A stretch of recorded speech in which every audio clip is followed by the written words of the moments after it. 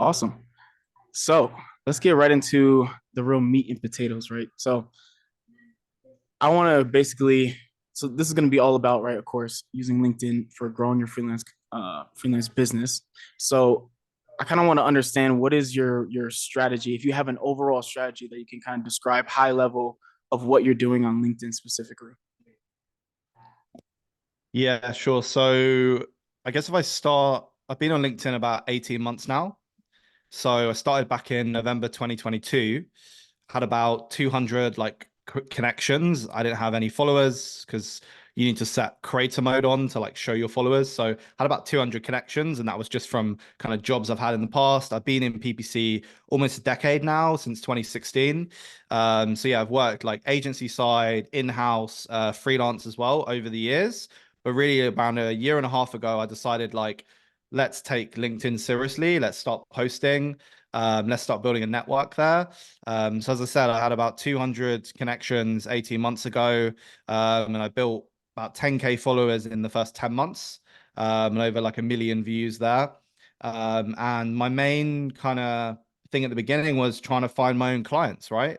So a lot of the work I had previously in the last couple of years was through like agencies, recruiters, I had various jobs, like work with different agencies. So it was really about like finding my own network and knowing that trying to find something sustainable, for the future. Like what is the next 5, 10 years going to look like for me? And how can I kind of build a network also as well? I was super lonely, right? Like I just quit my job in November 2022 in London. I was working at Huel, worked there for about a year, and yeah, I just quit that job and decided to go like all in on freelancing. So yeah, it was really lonely, and I figured like, okay, I know, well, I don't know many other PPC freelancers. There was a lot of people that were 9 to 5, like working in jobs that I knew, but they were 9 to 5 working in a job, right? So it's quite difficult to kind of go out with them like after work during the day, stuff like that. So I figured, okay, where are the other freelancers? Okay, let me start on LinkedIn. And that was kind of how I got into it. And I had like some, I saw other kind of PPC people doing well on LinkedIn, and I thought, okay, this is kind of cool. There's a few people doing well on here. No one in the UK, I don't think. It was mostly like in Europe, like in the Netherlands, there was quite a few guys doing quite well. And there was a couple of guys that started around my time as well, around like 2022, 2023. But yeah, at the beginning, it was really all about like attracting my own clients. And I had like a lot of great case studies, and I was very, very confident in my ability to manage and scale accounts. Like I managed up to like probably about $2 million a month at that point in budgets. It was like 1.5 million euros per month. So yeah, I was very, very comfortable with huge, huge budgets and working with huge brands, but no one really knew about it, like it was just my small, tiny network in the UK that knew about it. So I really wanted to like get the word out there. And I thought, okay, I have the case studies, have the leverage now. I've worked at a couple of big brands. Yeah, let's really, go full force with the freelancing and put myself out there.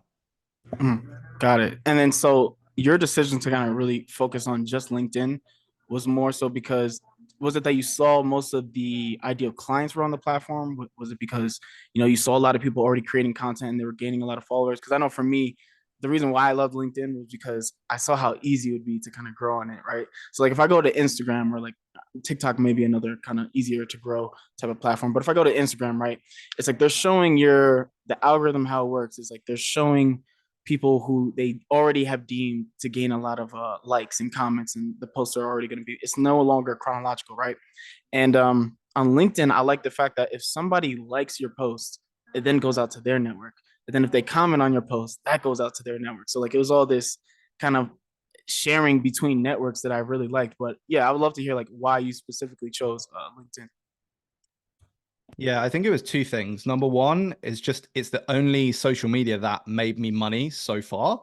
So I figured like if I'm going to put my time into something, right? Like I'm sure we all, scroll on TikTok for hours, but I just felt like that's not productive. That's not making me any money. That's not, if I do that for the next 5, 10 years, I'm not going to really get anywhere, right? So firstly, it was just like this is one social media that's actually made me money, and I feel like makes me a better person because at that time, I think this was really before a lot of the AI stuff came in. The quality of the post was super high actually 1, 2 years ago, and you had like people sharing like real like industry experts in PPC and SEO and all these other industries, like sharing really great tips, like really great case studies, really great tips that you didn't really have anywhere else. So I felt like I was learning and I was earning, right? And then the other thing, which is kind of tied to that, is getting in touch with like much, people that are super ahead of me, like freelancers that have a bunch of clients at that time, or, people that were head of performance at like brands I really admired. And as you guys know, like it's quite tough to get in touch with those kind of people. So LinkedIn, I quite like how essentially everyone's profile is open and you can pretty much DM anyone, right? And obviously it helps if you have some followers and you build up your own personal brand for sure. But ultimately, yeah, like globally, you can just DM anyone you want, which I didn't find was the case, right? With like Instagram and a lot of other platforms where you have to be kind of connected with them and stuff like that. So yeah, it was basically learning, earning, and connecting. Gotcha. And then I wanna dive into two things you said there because um I'll touch on first the AI aspect, right? And then I want to also touch on the DMing part because I'm curious if you were like using more of an outreach strategy in the beginning or if you're doing more inbound. But in terms of the AI, how do you feel that has actually affected the LinkedIn space? Because I use AI to an extent to create some of my posts, right?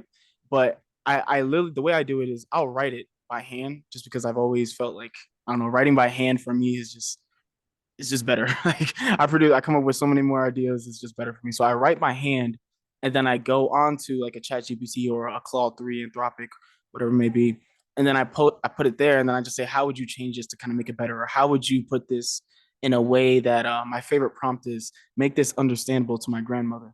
So, so that because most people are like, oh, write in a third grade reading level or write in a fourth grade reading level, but I make it understandable to my grandmother. So that prompt has been working really well for me. But I'm curious how do you see AI kind of affecting the post, and do you actually use AI to create some of your posts?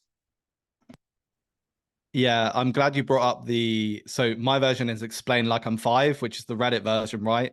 ELI5. I literally just blasted out an email to my email list yesterday saying this is the most powerful personal branding tip I can give you.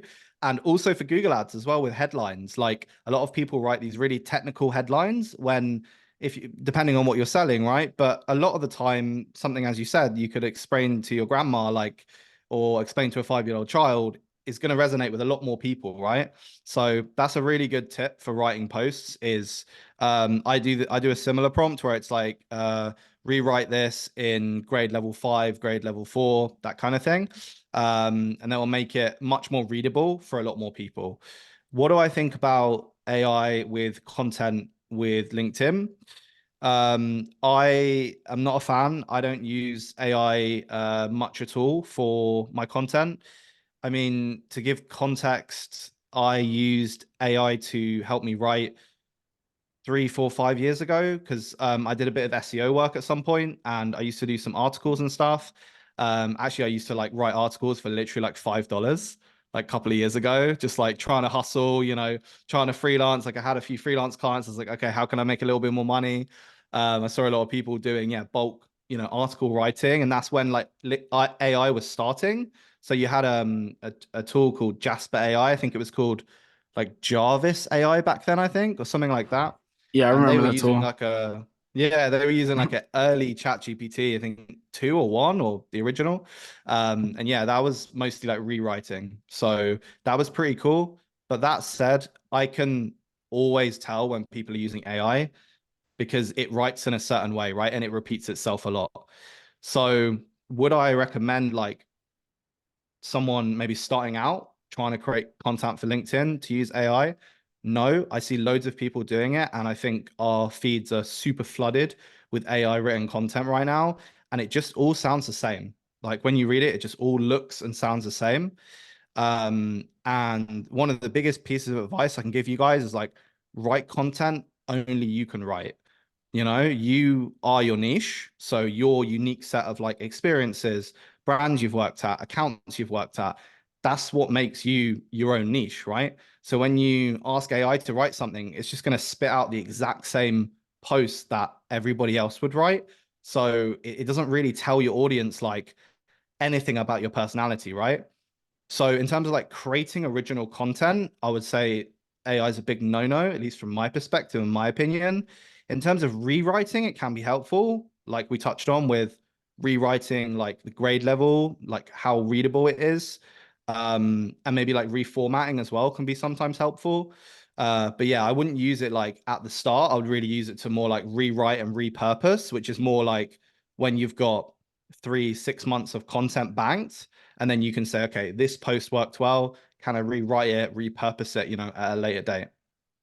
Yeah, that makes a lot of sense. It's funny too because the framework that I use to kind of create my post, I forgot where I heard this from, so forgive me if I'm not giving credit, but it's basically called the dear, and then I put my kid's name. So like whenever I start a post, I'll say dear, and then my kid's name, and then I'll write the post out because they were just born, so like they're way younger than 5th grade. So uh, I just say dear whoever, and then love dad at the end. But then before I write it, before I post it, of course I'm gonna eliminate the deer and then the love part. So that's like kind of the framework that I've used to really create content. And then I kid you not, the moment I did that, I started getting more likes, more comments, like a lot more people engaging with my posts. And I think it had to do with the fact of it's more consistent.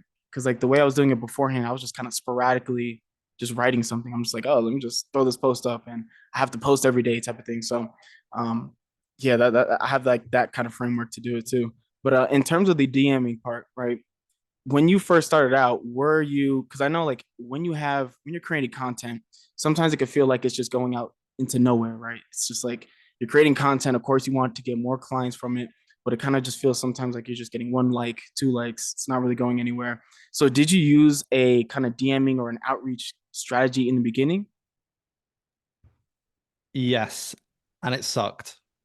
It absolutely sucked. So I just recorded a video about this yesterday.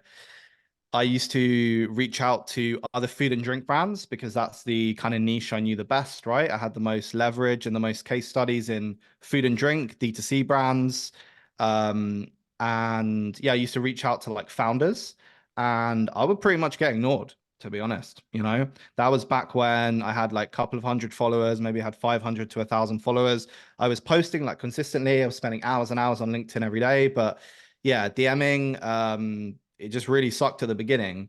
I think now it's a completely different story when you have a personal brand, when you have, followers and a reputation in your industry built over a long time, then it's completely different when you reach out to someone. You are more likely to get a reply. But that's not going to be immediately helpful for you guys. So what I would say is you can use something which I call like the inner circle strategy, which is instead of going after, taking that example, if you're looking to sign food and drink clients like D2C food and drink brand, instead of going after the founder, you look at who's around them that you might be more likely to be able to get in touch with, right? Maybe not a founder who has hundreds of DMs a day and probably a lot of followers and a big kind of reputation and is just super busy.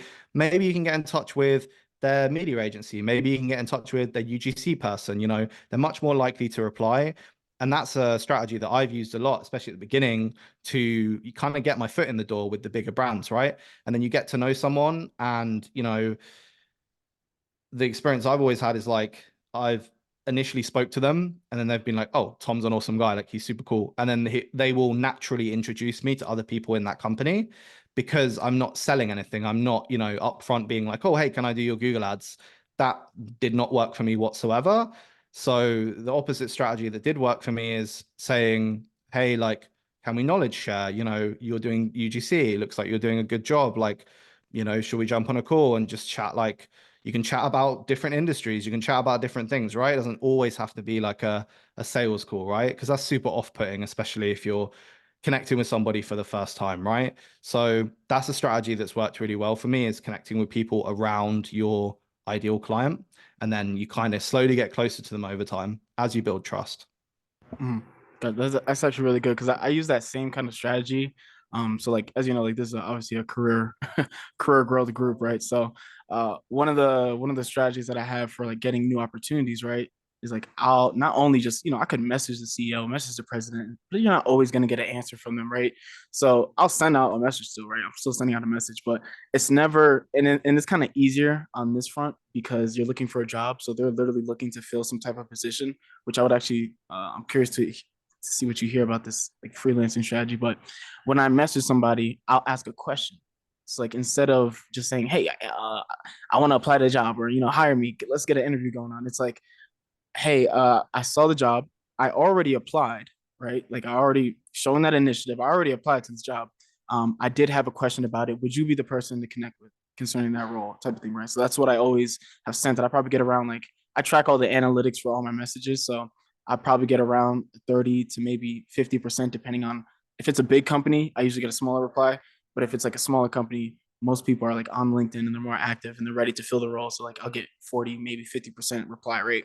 But in terms of the like a freelancing strategy, one that I had that I haven't like enacted on or anything, because I saw that Miles McNair, you're already familiar with him. So um, he originally got his first freelancing client through, he just asked the company, if I'm not mistaken, this should be the story, but he asked the company like, "Hey, I see that you're hiring. I'll do this kind of like as a freelancer, right? So like as a lower expense." So like, do you think that could be a strategy in itself, like reaching out to companies that are already hiring and just saying, "Hey, instead of hiring a full-time employee where you have to provide the benefits and do all this, manage them, I'll act as a freelancer and operate as if I'm a full-time employee, but of course you just don't have to pay me like a full-time employee," type of thing. Yeah, yeah, I got loads of opportunities that way for sure. Speed is everything, right? So every single day that that client is running Google Ads and they don't have someone actively managing it, or they, their PPC manager left, or whatever the case may be, every single day they're losing money, right? And maybe they're aware of that. Maybe, you could educate them on that a little bit sometimes. But yeah, speed is everything. So I've seen a lot of my freelance friends do this as well.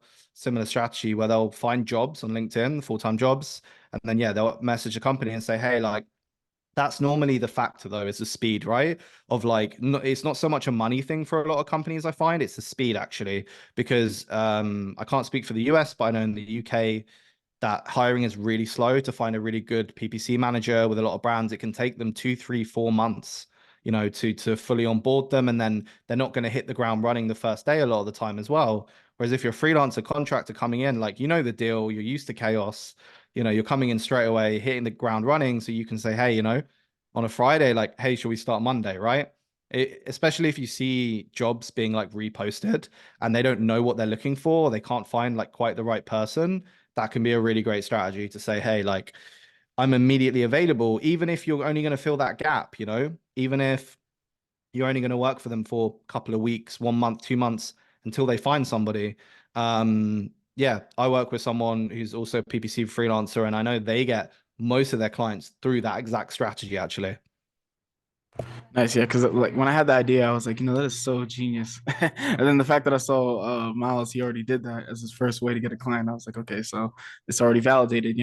Um, but I want to touch into as well. So like people can, of course, they have like these outreach strategies and everything like that. But what would you say should be done before they even kind of start posting consistently? Before they if they try to do some type of outreach, like what should be done beforehand? So I guess then that kind of goes into like profile optimization and stuff like that. Yeah. So, in terms of what you need to do before reaching out to people, I would say the most important thing is really figuring out your niche. So, I'm not really a big fan of niching down in terms of industry and saying you're a real estate PPC expert or you're a specific PPC expert for an industry. Obviously, you can do that, and I know a lot of people do have success. It's just personally, I'm not a big fan of it because then you find you put off a lot of people and you are just appealing to that industry, right? So that's kind of one for you to decide, like, is that right or not for you, right? But I would say figuring out your niche in terms of, do you want to appeal to other agencies? Do you want to do white labeling stuff? Do you want to be an employee and you want to, work in-house? Do you want to be an employee and you want to work agency side? Do you want to freelance? Do you want to have your own clients? Do you want to partner with agencies? Like, thankfully, we have a bunch of different ways we can work, right? Do you want to do audits? Do you want to do consulting, coaching? Like, there's so many different ways you can work, and you've probably been exposed to at least a couple of them already. So, figuring out like which ones do you like and which ones you don't like, I would just simply make a list. Okay, I really enjoyed, if you look at your last couple of jobs, your last maybe couple of clients, which ones do I enjoy the most? Which parts did I enjoy the most? And then go after that. So, for example, for me, like I found I really enjoyed the turnarounds, right? I didn't enjoy so much working with agencies and working across a load of brands. I really preferred like working on one brand in-house mostly and turning them around and like really getting deep into like all the business stuff, all the analytics, like lifetime value, average order value, like all the business metrics. I really enjoyed getting deep into. So I optimize my profile to appeal to that ideal client, right? And I think the key thing to call out here is each of those kind of personas I've just called out is going to be looking for completely different things, right?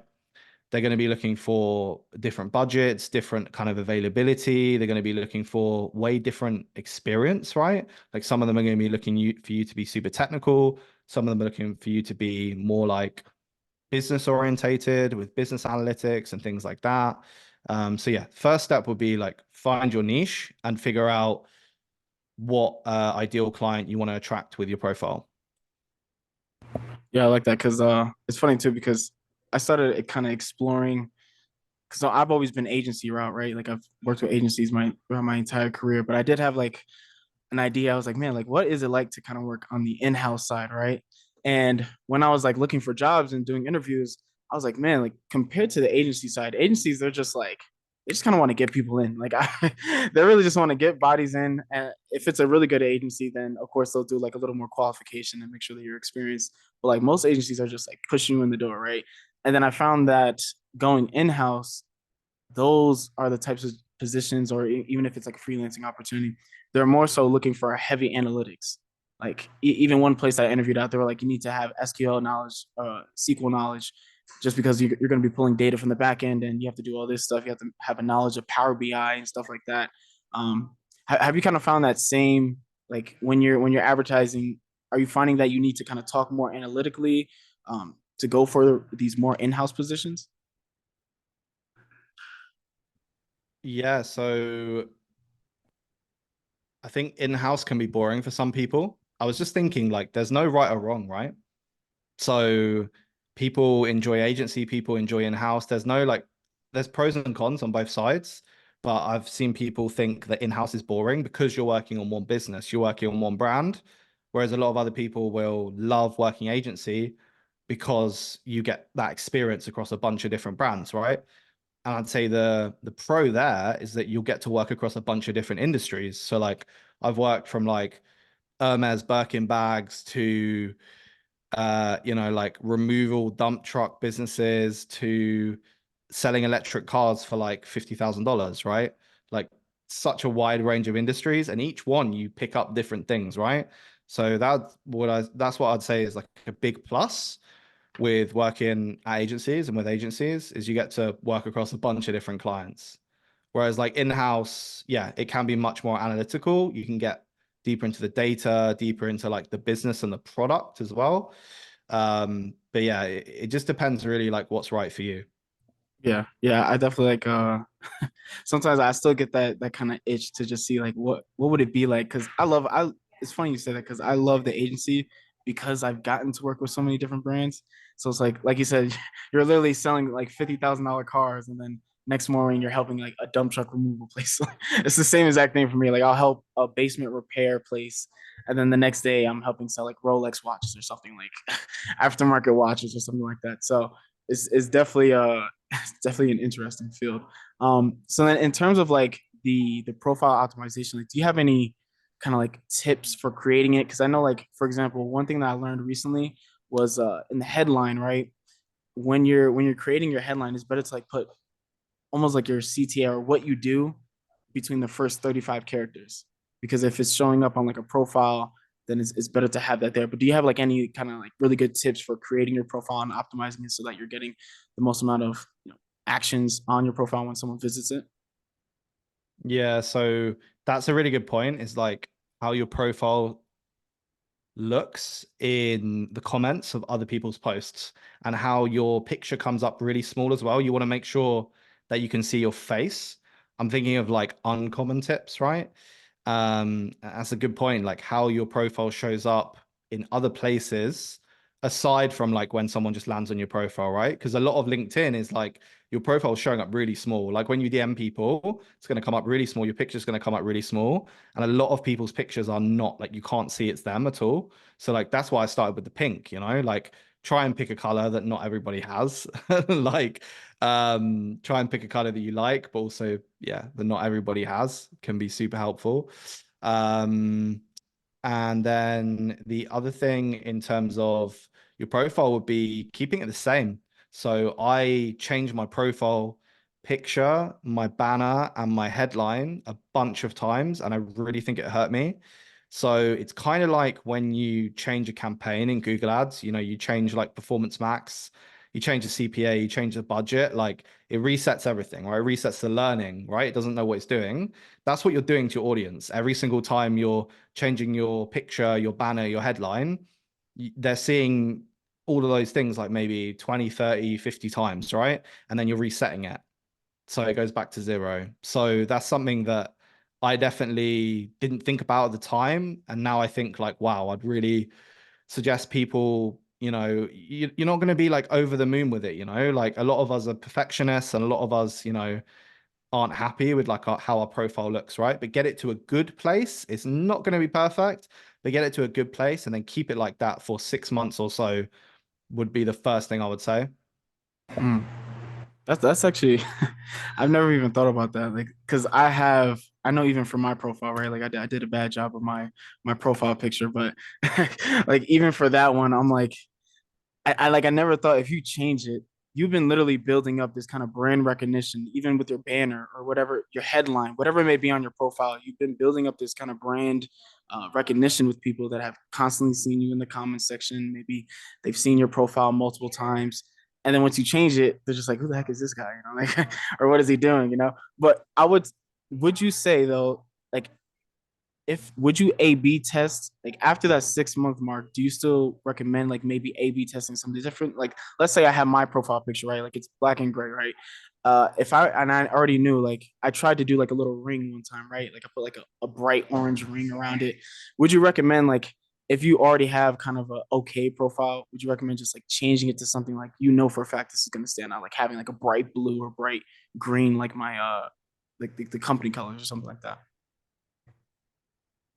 I don't think there's a way you could really A/B test it, right? So it's really up to you. I would say just like Performance Max, try and make as little changes as possible. So I agree in that scenario, right? Where it's like if you know for a fact that it's probably going to make your profile look better, then yeah, maybe after 6 months you want to add a little ring, you want to add, a bright color, that could be cool. But yeah, I would just say like change it as least as possible. I mean, I can speak from my experience with the pink around my profile. Like it does stand out, and I always get comments on that.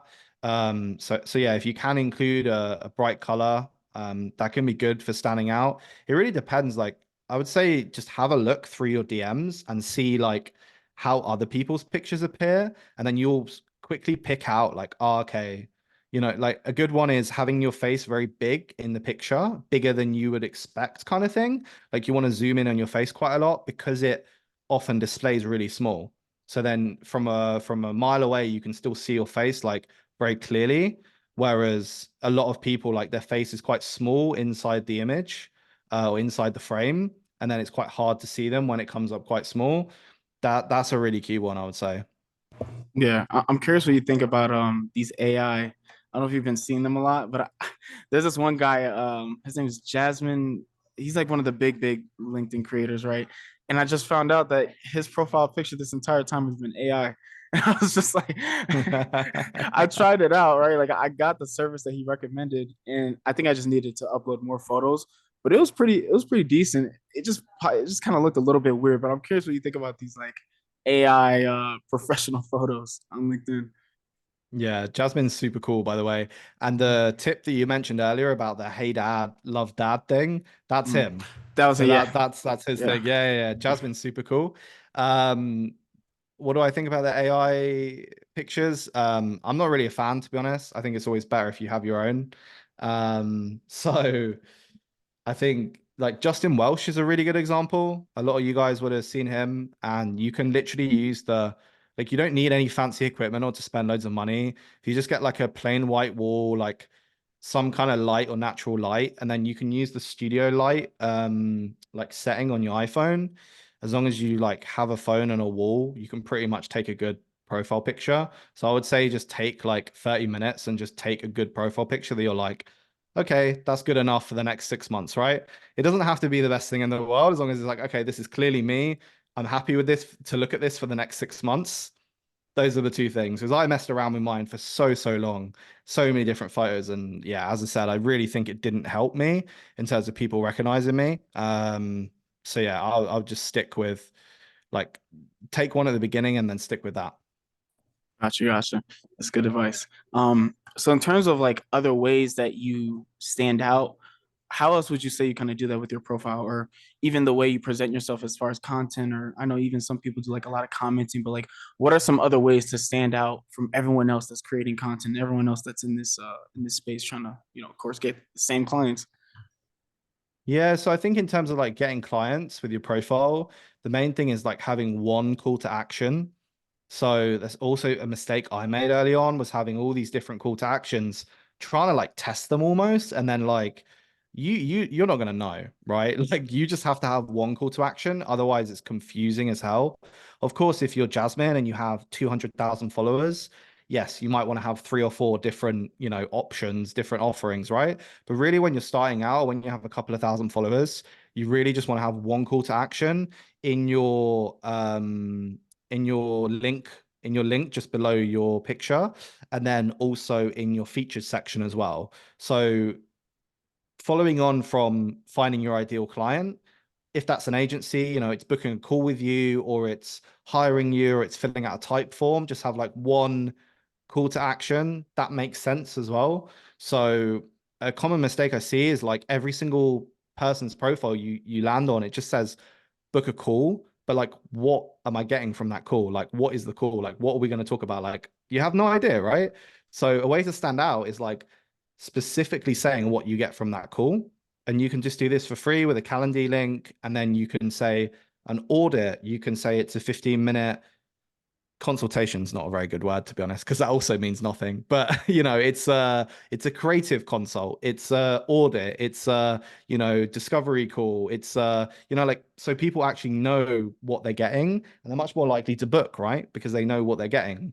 Yeah, like see all the time. It's the same with Google Ads. I always give this advice for headlines when like lead gen clients put book a call in their headline. It's just like, yeah, but like everybody says book a call, right? So you wanna stand out. You wanna be unique.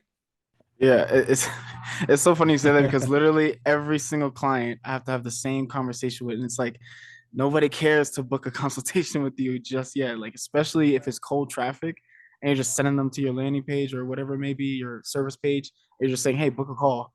It's just like nobody. It's like such a low conversion rate on that. So and it's funny because I have been seeing on your profile that you've been doing more resources, right?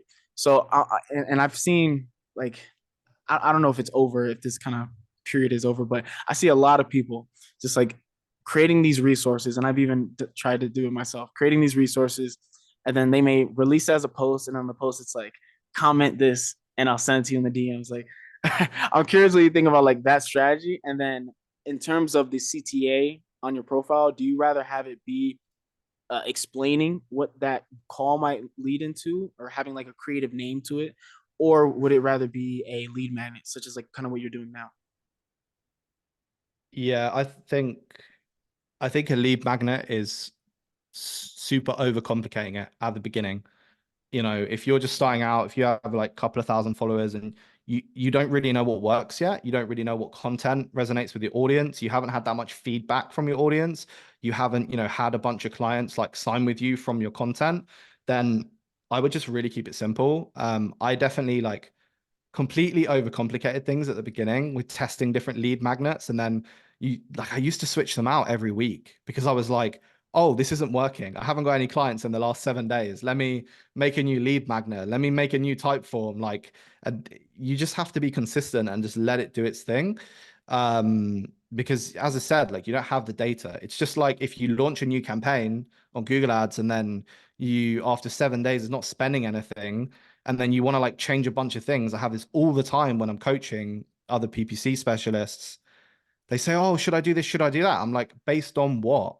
If it's a new campaign and you have no data and it's not spent anything, like just let it do its thing. You're probably just gonna rock the boat more and not get even less data if you're gonna start changing things based on nothing, right? Um, and you made me go off on one there, so I completely forgot what the question was. So it was it was essentially, do you, well, you kind of answered there already there, but it was just basically, do you recommend having that type of lead magnet in your profile versus having, like, let's say that creative consultation search sort of thing. And then it was, the second part was the posts. It's like if you see all those people doing Right. the post with like, hey, comment Yeah, yeah. this and I'll DM you. Yeah, the resource post. Yeah, that's what I Yeah. was going to get Mhm. onto. So the resource posts, I knew you're going to ask me like how I got most of my followers, and that is it essentially, is the resource posts. So I've done quite a few cheat sheets, like small resources, ad templates, stuff like that. I think they're really great. I wouldn't expect to get, clients from it, but it definitely helps, especially if you're kind of smaller on LinkedIn, to get a couple of thousand followers. Like you can really, really grow. And I've seen like if you look at most of the big creators, at some point they've done one of those resources and it's being shared a lot and like got them a lot of numbers, right? And a lot of eyeballs. So yeah, I think they're great, honestly. In terms of figuring out what to do, I also overcomplicated this. So I would say just keep it simple. Like just you could just do what everybody else is doing. Just do some kind of cheat sheet. At the end of the day, like you want it to be a good resource, but you are giving it out for free. So I wouldn't like put an insane amount of time into it. I just make something quick and helpful for your audience. You could base it off like questions you get as well. So that's what I base a lot of my content and resources around is like if I get, so for example, at the moment I'm building a product around demand gen. So it's going to be like demand gen mastery and all the ways like I've used it for my clients because I get a lot of questions. Like pretty much every day I'm getting one or two questions. Do you use demand gen? Like how are you using it for your client? Like how are you using this feature, this kind of thing. So you can really use that for your resources. Like if you get a lot of questions about getting clients or about first party data or something very, very, the more specific you can make it, the better.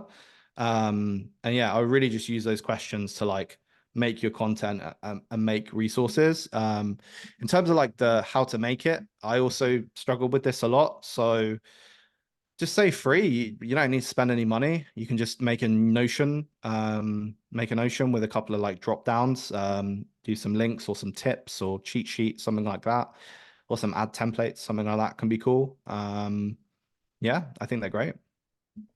Nice, because it's funny. I created mine and I did exactly what you're recommending to not do, which is spend too much dang time and spend too much money on it. So I literally I created a CRO checklist, right?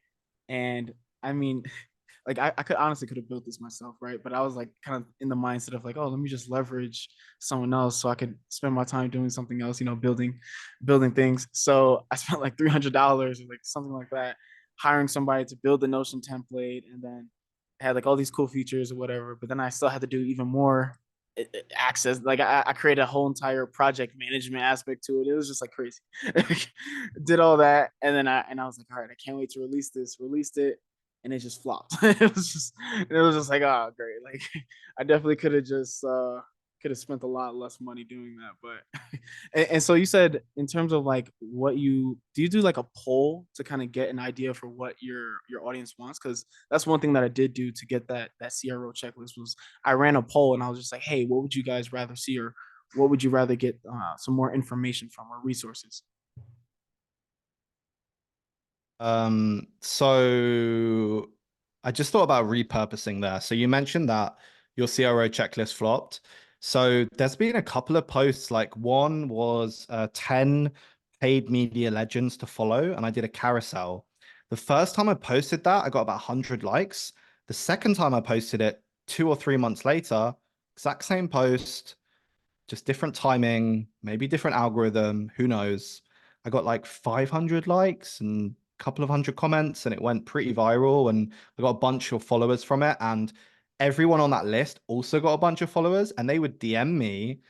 And this is a really good strategy that I don't think many people talk about, is if you can make those lists, tag a few people, maybe people that you do want to get in touch with, and if you can get them a couple of hundred, 1,000 followers in a day, you're definitely going to get on their radar, right? You're definitely going to get in their mind. So I know from that post, I had a lot of people DMing me, and I furthered my relationship with them very, very quickly through that kind of thing. But yeah, that was the second time I posted that post. So the same with the cheat sheet. Like, I've posted it a couple of times. What you got to remember is, if you're on 1,000 followers and then in 6 months you're on 5,000 followers, you have 4,000 new followers.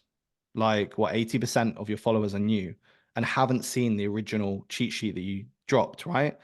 So I think a lot of people get in this mindset, and I know I did, of like, I've posted something, I don't want to post it again, but actually it's a completely new audience a couple of months later. And what you come to find with a lot of the bigger creators is their content, a lot of it's evergreen and a lot of it's repurposed, right? It's like, what ideas land really well? What posts do really well? Okay, how can I do more of them? Can I repurpose something from 3, 6 months ago, right? Yeah, I like that because it's funny because two things. I did that exact same strategy with the tagging, right? And that was like one of my most liked posts, one of my most comments. It was crazy. Like, I had so many reposts and even you commenting, and I was just like, and it was a genuine one too. I was literally just like, I was like, hey, like, I see kind of other people just tagging other people, so I was just like, might as well just try it out, you know? And I tagged a bunch of people that I genuinely actually have the post notifications on for, and then it was just like a crazy flood of people just coming back. They were like, "Oh, thanks," and then blah blah blah, and then they were like DMing me, and then I was like, "Oh snap! Like, this is a really good post." And it was funny too because I did it twice. Like, I did it on a different not Instagram, different LinkedIn profile that I had, and it did like all right. But then I did it again on this one, and it just went crazy. It just like went really crazy. So then, in terms of like the way that you're repurposing your kind of posts, because I've been trying out the same thing, do you change anything about it? Because sometimes I see it as like an opportunity to like test a new hook, or maybe test a like a last CTA, or maybe the a little PS section at the bottom or something like that. But yeah, like, how do you usually go about reposting your posts? Yeah, so I use a tool called authoredup.com, and that's really good to see your analytics. But you can also, if you want like a free version, you can also look in your analytics in your LinkedIn account, look at your top posts, and then I would do exactly what you're saying. Just use it as opportunity to take that idea that worked, or if you look at a post and you think, okay, is it the hook that worked, is it the idea, am I really not sure, and then take either the idea or that hook and then use it for another idea or another hook, if that makes sense. So normally I would take the like hook or structure first. So if that structure or hook of that post worked really well, then I would apply it to another idea to then test that hook, right? To see, okay, is that structure of post hitting really well? Okay, cool. I can apply that to different ideas. Mhm. But yeah, I use Authored Up because that just shows you really easily, and then it has like a reuse button on each post, which makes it super easy to just repurpose posts, and then you can edit them a little bit, yeah, update them sometimes as well to like case studies and stuff like that. Gotcha. So then let's kind of really dive into. I'm curious about like your actual format for creating these posts and like getting them out. So like, what is your kind of cadence for how you get these posts out? Like, are you doing it every? Because I see you kind of posting every day in my eyes, but are you posting multiple times a day? Like, how's your kind of cadence for that? Yeah, so I've really upped my post quantity recently, like ever since kind of January, February. So now I'm posting like between 10 and 20 times per week, but that's a mix of video and text. And the video is something that I've got a bank of videos, a bank of short videos that I'm just scheduling in like in the evening, and then in the morning it'll be a text post. Maybe half of those in a typical week will be repurposed. There might be previous ideas, previous posts that did well. or maybe previous posts that didn't do so well, but I actually like think they're really good. So I want to, put them in again because they were shown 3 months ago. My audience might have been different. The algorithm might have been different, right? So yeah, maybe half of those posts are repurposed and then half of them are new. And typically, like I'll sit down and bulk write posts. Of course, when you're starting out, like it's going to take a while, but it's just practice makes perfect, literally. So you'll get quicker every single time. I'll sit down and write like 5, 10, 20 posts like in a couple of hours on a Sunday in a coffee shop. Personally, I find that's the only way to stay consistent. I know a lot of people will write posts on the day, but then you're kind of opening yourself up to failure, right? If you're going to write every morning, what if something gets in the way of that? Like, what if you can't think of an idea that day, right? So I would always say have a bank of content, set aside some time on the weekend, one evening, spend a couple of hours, write a bunch of posts, schedule them in, and then you're never going to be without content. No, that's good that you say that because what I have been doing, right, ever since I started creating content, was I have a in Notion, I have like a little doc, of course, like a little document in Notion, and then whenever I get an idea, I just jot it down. Like I have an entire kind of like content library thing. It's like a table format. It'll tell me, the title of the post, what platform it goes on, the date it should be published, blah blah blah, and I'll just write down a bunch of ideas, and then I'll even take if I'm on LinkedIn, then if usually I'm browsing it on my phone for like these types of ideas. So like I'll grab like the share button and I'll send it right over to my Notion document for like inspiration. Like, oh, like this person wrote about this, it did really well. I could probably create something just like that.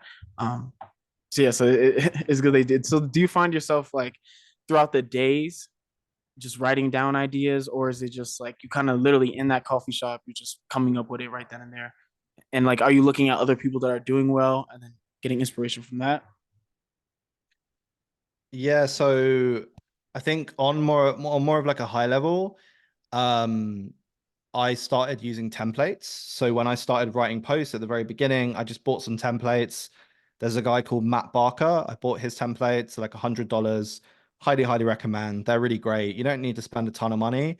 There's also Justin Welsh's course as well, which I bought, which I think is also around $100. That's really great, and it has a similar kind of content matrix, similar to what you're speaking about. So it will be like different topics, different subtopics, and then you can work out different posts as far as that.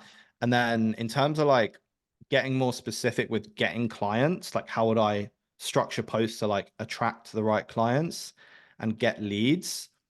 I would be making notes from every sales call I have and then using their exact language to write my posts with. So, for example, when I started out, I made the typical mistake of like speaking to other PPC freelancers.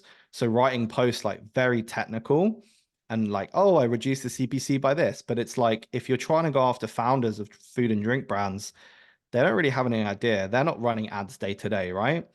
So every sales call I'd have, I would record it. There's, a bunch of AI tools you can do that will transcription is actually better because then you can go through and look at the transcription, right? And then you could pick out kind of questions they ask or the language they use. So a common one I have was like clients would jump on a sales call that I'd have, and they would just say like, my Google Ads is rubbish. They would literally just use like pretty simple language, and just be like, my Google Ads is rubbish, not working. So I'll just start my post with that exact line, right? That's the hook because that's going to resonate with those kind of people, right? If everyone else is doing, oh, I reduced the CPC by this, like very technical hooks, but you're using their actual language, then you're always going to have an edge, right? So I would get it from sales calls and also get it from coffee chats as well. So to answer, I guess, the resource question as well, like what resources, how do I know? How do I know what to create? And like you run a poll, for example, right? My version of that is having coffee chats with other PPC freelancers. It can be 15 minutes, you don't have to spend a bunch of time on it. You can line up a couple of 15-minute chats, like what are you working on? What content are you working on? Like most people are pretty happy to share as well. And then yeah, if they say like, oh, I'm struggling with this, you could create a resource on that, right? Like if it's a specific thing.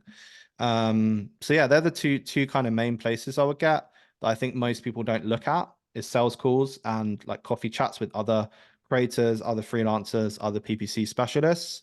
And then the main one, which would be like more of a common one, is looking at the bigger creators and then taking their structures, like using their kind of post hooks and stuff like that. That can be helpful to see like what's worked and what's been popular as well. Mm. Yeah, I like that. I like that a lot. And then in terms of like what is your opinion on, because I've seen a lot of people and I've been wanting to incorporate this more, which is you can kind of use comments as like a form of a post, right? So like I can get out posts, right? Like creating a post just takes a little more effort, it takes a little more time. Some people may not be super consistent with it, but I do find that commenting is definitely a little bit easier, right?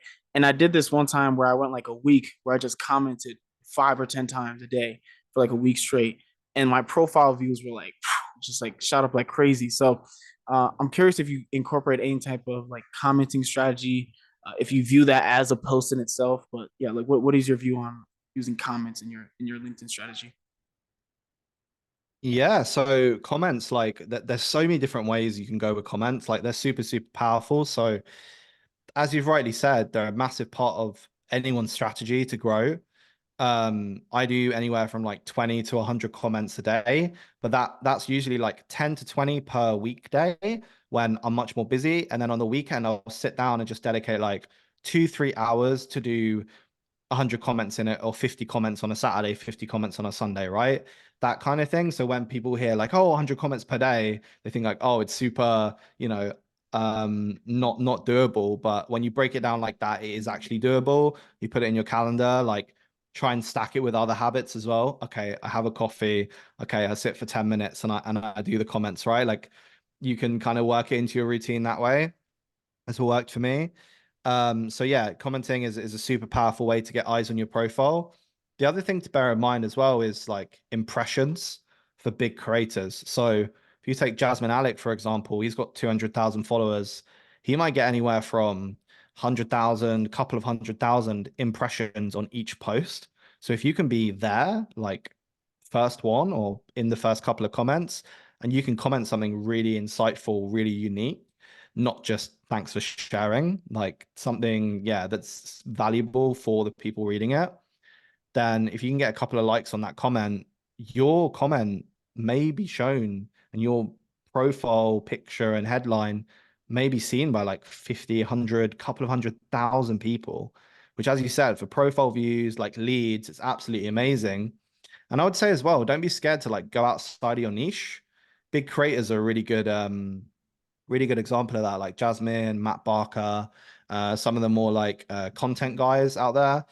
You can comment on their post, and that content about growing on LinkedIn kind of appeals to everybody. So if you're commenting on their post and you're the only Google Ads expert there, if someone is looking for Google Ads scanning the comments, right, you're going to be the go-to. So a lot of people like try and just stick in like their niche, but I would say like honestly comment on couple of people in PPC, maybe a couple of people in SEO, a couple of people in like affiliate, like all these amazing industries that we have around us that often need like PPC expertise, right? They can be a really good source of leads and clients. And as you said, like profile views, right? Like people come into your profile. It's really funny you say that because two things, right? So I when I got my first client, right? This is my first, actually more so like the free kind of free clients that I started out with, right? I would go onto this forum, and it was a real estate investor forum, right? And it was called biggerpockets.com, right? So you guys can still check me out and see what I'm talking about here. So if you go to my profile, you'll see that I write that these like 1,200 word responses to anyone that would like ask a question about Facebook ads or Google ads, right? Because I had keyword alerts on. So like this platform, you can set keyword alerts. I would set it to Facebook ads, Google ads, PPC, AdWords. It was AdWords at the time, so like that just shows you how long ago this was. But um, I would set those keyword alerts, and then anytime somebody would ask a question, I would just hit them with like a 1,200 word answer, to the point where I just became that go-to person on the platform. Everyone would keep going to me. I still get DMs to this day, and I have not posted for 2 years.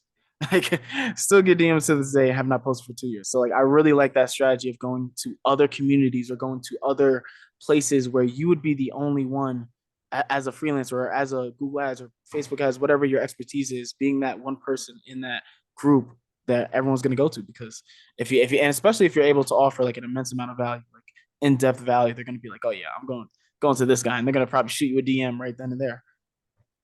Exactly, exactly. So another good example of that is testimonials as well. So if you think of a big like course website or a big education company that might get hundreds of thousands like of views on their website every month, right?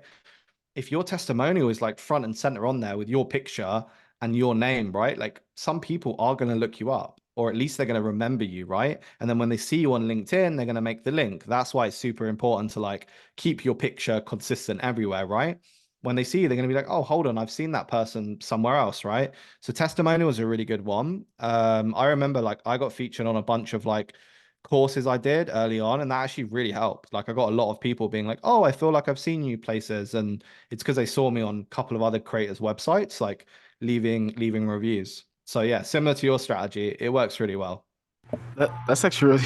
I've never heard of like just leaving a testimonial so that other people can recognize you. And then if you're leaving a testimonial on the kind of audience that's already, if you leave it on a company or a course or whatever it may be service where the audience is watching, then they may just they may just see you again somewhere. So like I really like that point. And then in terms of your consistency, like how would you say like I'm a big productivity nerd, right? So like I keep learning about it, but I'm curious about like your kind of process for making sure that you're consistent. Because one thing that I always fell victim to during when I was like heavily freelancing is that I'm managing these clients, but then I'm not prioritizing finding more clients, right? So like, how do you kind of manage the two and balance those two out? Yeah, it's a tough one for sure. It's not easy. So I would say the best advice here is always keep a full pipeline.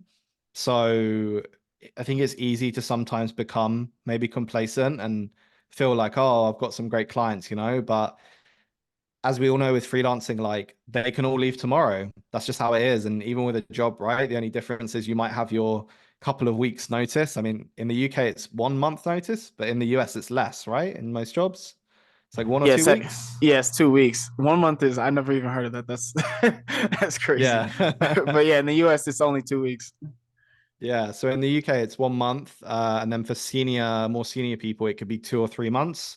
But yeah, anyhow, job security, like all your clients could leave tomorrow, or you could be let go from your job tomorrow. So I would say always keep a full pipeline, because it does take a while as well to like nurture leads with content. So, you're not going to put out 5 posts and then like a client or a lead is just going to be like, hey, can you do my ads? Like, no, it's going to be over a couple of months where they see you every single day consistently. And then when you reach out to them or they reach out to you when they eventually need somebody for Google Ads, like you're the go-to person in their mind, right? So yeah, keeping a full pipeline would be the best advice there. In terms of content, so like thinking ahead, like, okay, I'm putting out this content now, how is it going to look in 6 months? What is my growth trajectory like going to be in 6 months? And that really helps you like walk back and then work out your content, right? So like, am I going to have one case study per month? Am I going to have one video per month? Like, what type of content to put out? Yeah, that makes sense. And then actually, we probably should so we're at the 1 hour mark, right? So I think it's good to just take like a quick little 5 minute break and then come back. One thing that I did want to do when we come back, I think would be really helpful for everyone is I'm gonna if you're open to it, right? I'm gonna have you just kind of audit my LinkedIn profile and be like, okay, what would you kind of do here? How would you kind of tailor the post? Things of that nature. And then I have a couple of different other questions we can ask a little bit later too. And then, of course, if anyone has any Q&A questions, then of course, shoot them over. But I'm gonna go into a 5 minute break, so we'll be back at 11:10.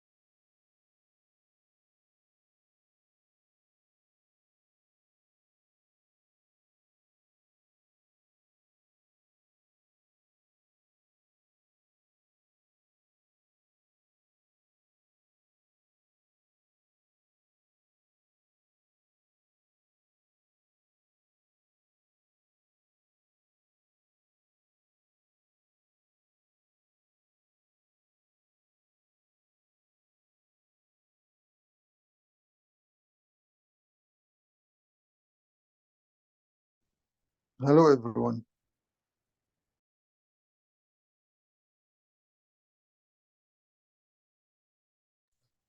Hey, I forgot who talked there, but hey, how's it going? We are on the 5 minute break, so we'll all be back at 11:10 with the regular kind of proceedings of this masterclass.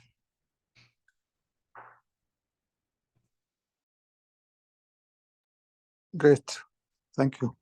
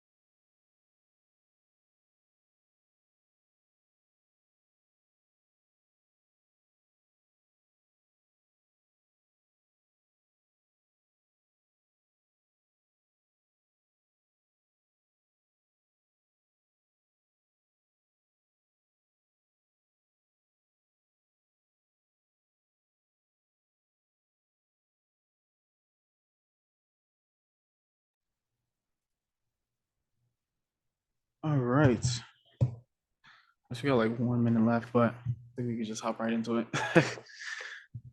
Hope everyone enjoyed their break. Got myself some tea.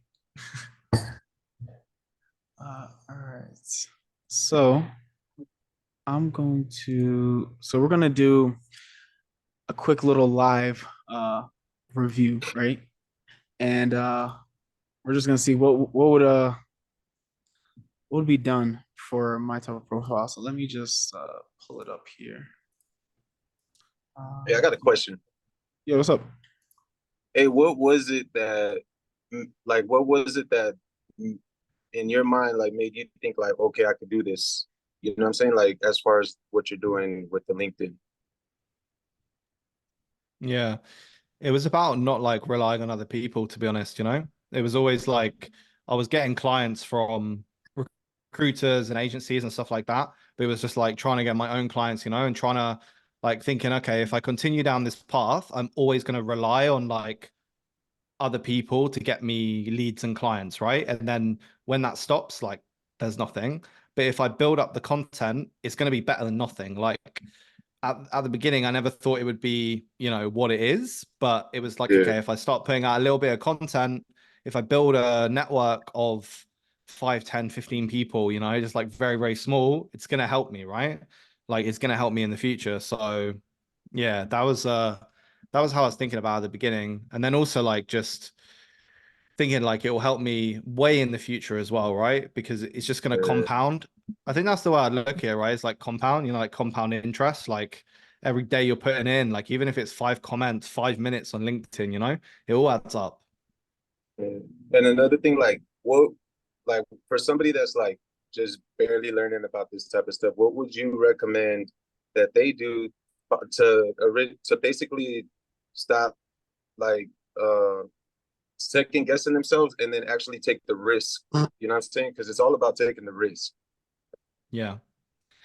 Yeah. So I would say start small. So we'll cover like a roadmap from zero later on. But yeah, I would say start small. Like it's easy to overcomplicate it, right? So in Yeah. terms of not second guessing yourself, like I would say start small, like set manageable small goals every day. Like, okay, I'm gonna write 5 comments, I'm gonna write 5 comments every day, whack it in your calendar, 10 minutes, 15 minutes. Like I'm going to write 5 comments every day, get that streak going, and then you can start to add on things, right? Like I wouldn't try and just Yeah. do posting, connections, comments. Like I wouldn't try and do everything together. Just start small.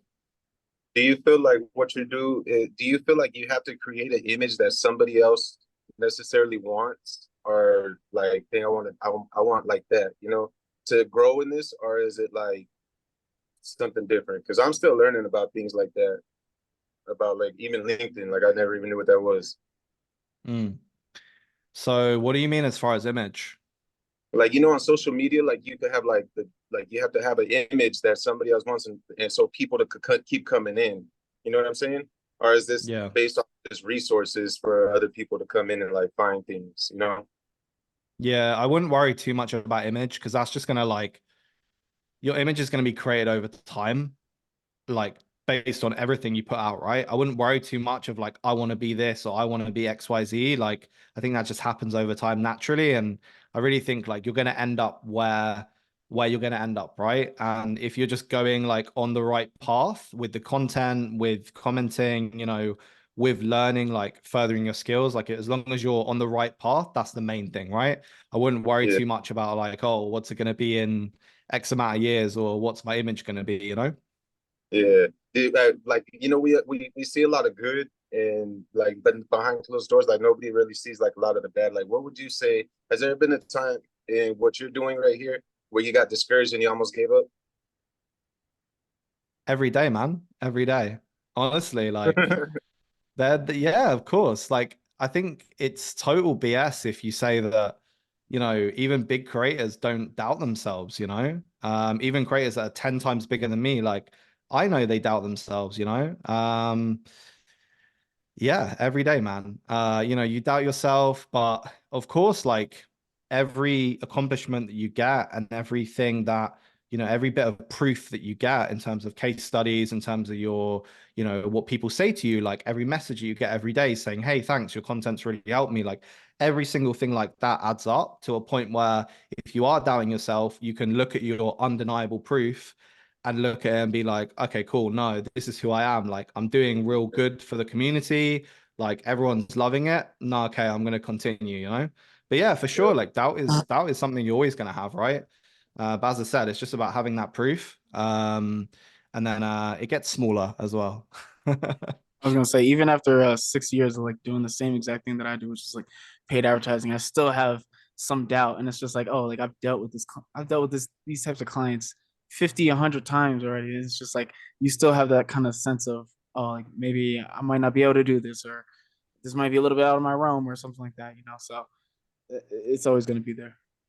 What I was gonna say is, when it came to the AI and the wording things, I actually recently started using that because I'll be like, I want to voice something a certain way to do something, but then I feel like um I wouldn't know how to say the words. You know what I'm saying? Yeah, So yeah. See, I don't, yeah, I get what you're saying. Like, I don't really think you need to fit into any type of image, though. Like, I think the best content advice I could give is like talk to like your best friend. Like if your best friend like asks you a question, like how would you do this? Write how you would talk. Like write, I would say, okay, I'm gonna do this, this, and then just do it in a bullet point list. Like you don't need to yeah. fit into any kind of particular image or particular writing style, right? It's like how you speak, how you write.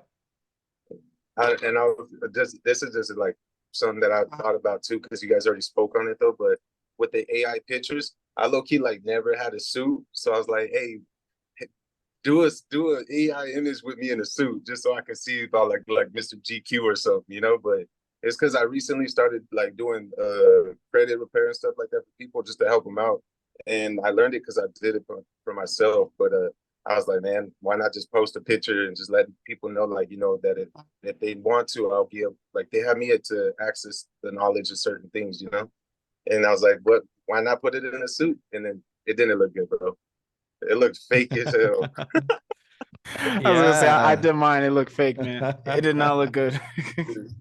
I look That's a like good the, point. I look like one of the cartoon characters or something. It was bad. Yeah, you Yeah, gotta have like a got- lot of selfies.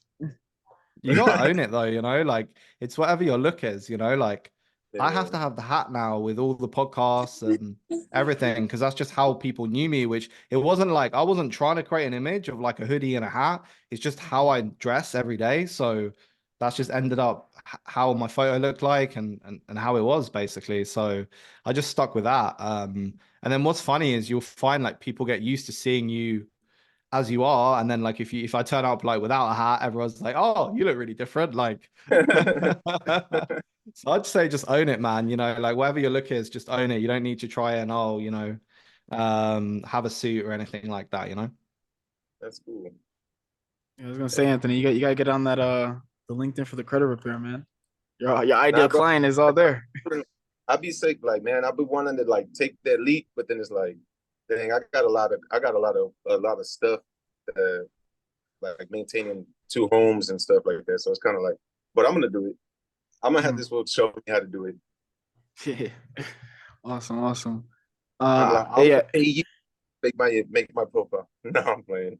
Hey, you can work some now. But what it is? What do you feel like? Um, dang, how would I say it? Like, what tools would you think that you need to land the dominoes or things like that? Like, Yeah, I would say mostly case studies, you know.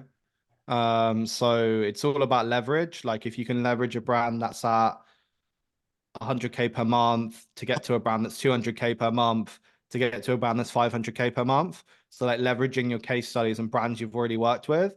And I would say again, like start small, you know, just see like, okay, if I'm working with this brand, what brand is slightly above this one, you know, like what one can I go to? Say, hey, I've worked with this other brand, I've got great results. And then slowly work your way up. Yeah, I was gonna say you those hear that? big people, it's all about case studies. Like they just want to know that you've been able to do it beforehand. So like these big clients that I've gotten to work with, it's all because of like, oh, like they'll ask me in the meeting, oh, well, do you have any case studies you can show me of something similar? Have you worked in the same industry? Like they're asking you those kind of questions. So uh big players are usually they just want to feel confident. They want to trust that you can do whatever service you're delivering on. Did you hear that word, Angel? Leverage. What I said? I remember. I'm gonna answer this call real quick. Back on. Gotcha. All right, cool. Yeah, and if anyone else has any questions, you guys could just drop them in the chat, or if you want to just raise the hand or whatever, you guys could do that. But so I shot my profile in the chat. So I was curious if we could maybe just do a like a screen share and just see a lot kind of like a live review of what you would do. Yeah, can you screen share it? Yeah, definitely. Let's see. Cool. Just make sure. All right, let me know if you can see. Yeah, all good. Perfect. Might Yes. just want to minimize your DMs on the right. Oh, yeah. There we go. All right, so yeah, so this is the profile like I was mentioning. I feel like I could definitely on the headshot definitely probably zoom in. I'm assuming, right?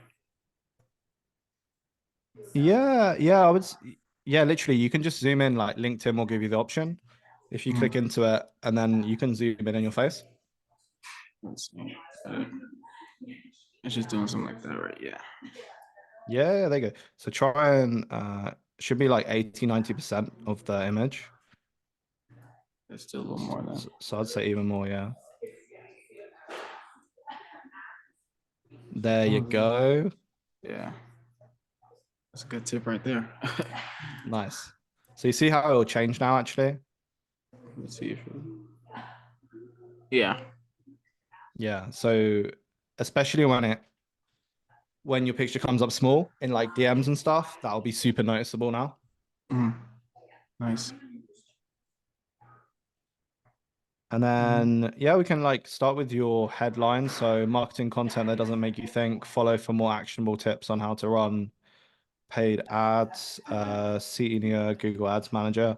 Yeah, I would probably move senior Google Ads Manager to the front of your headline. So as you mentioned earlier, like you want to have the thing that you want the most people to see at the front of your headline.